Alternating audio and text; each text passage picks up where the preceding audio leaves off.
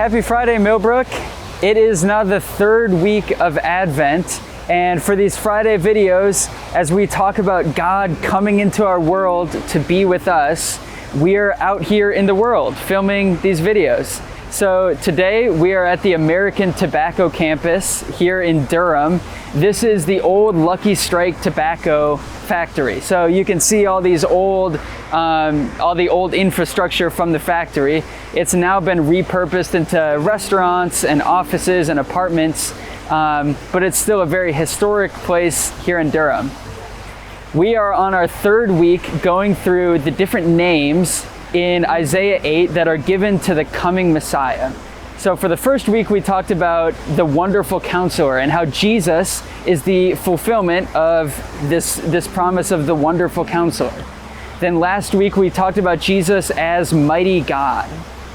This week, we're going to be talking about Jesus as the Everlasting Father.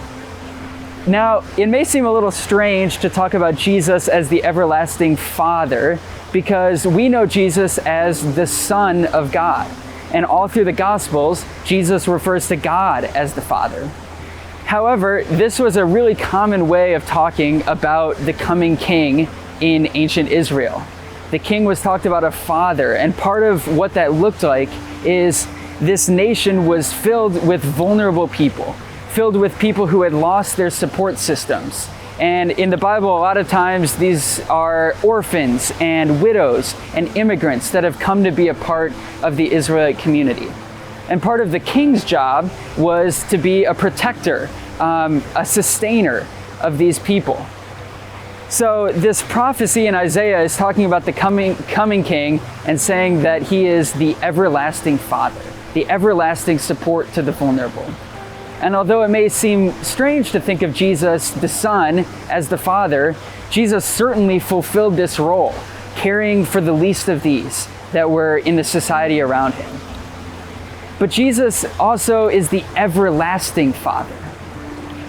This factory at one point was the sustainer, the source of life for so many people and so many families here in Durham. So many people worked here, and this was how they were able to have a living in this area.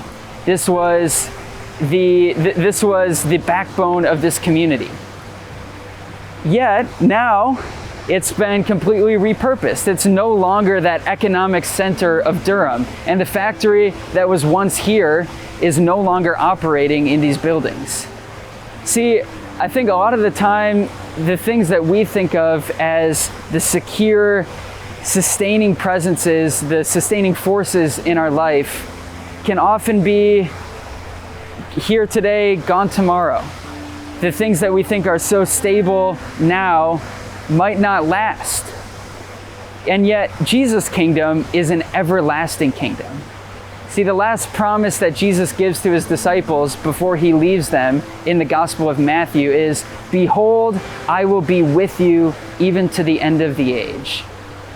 So our encouragement this week as we prepare for Jesus' coming is to rest and as we reflect on Jesus' everlasting kingdom, on Jesus' everlasting presence with us as a sustainer and as a life giver and as a protector for those who are vulnerable.